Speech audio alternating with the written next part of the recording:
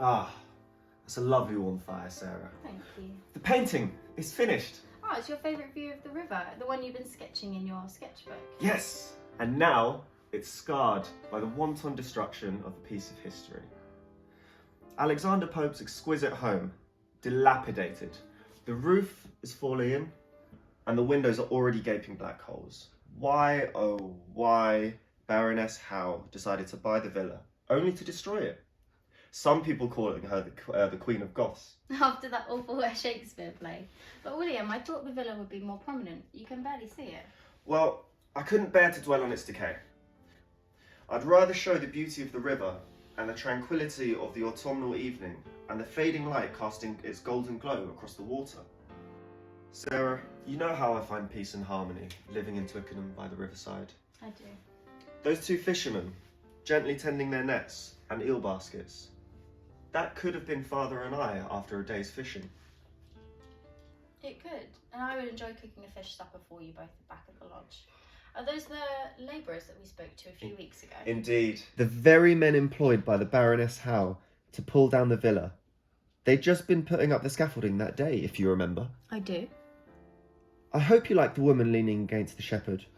She looks content, does she not? She does. As I feel we are today. Yes, we are, William. You see, I've used deeper, stronger colours in the foreground to capture the sombreness of the moment. The fallen trees, the men discussing the final moments of the villa, and even the fishermen could be mourning the loss of the heritage of our great writer, Alexander Pope. But the backdrop is alight with the hope and warmth of nature, bright hues streaming down from the sky to illuminate the serenity of the riverside. Light prevailing over the dark of human destruction. I see. The picture really, truly tells a story. I've been using a new method in preparation. Instead of building up the image on a black surface, which is the traditional method, I've been experimenting with using white priming. It gives a more luminous surface and feels more watercolour in parts than oil. More depth and more atmosphere, along with more light. That is the painter's job. To use his imagination to depict what he sees and feels in his mind and heart. Not simply to observe, but to make a statement. To be a poet with each brushstroke. And you are a poet, William. I know how deeply you feel about the loss of Pope's villa. I've seen the verses you've written about it in your sketchbooks.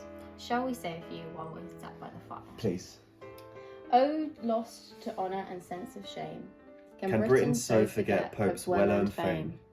To desolation, doom, the poet's fame, the pride of Twickenham's bower and silver tame.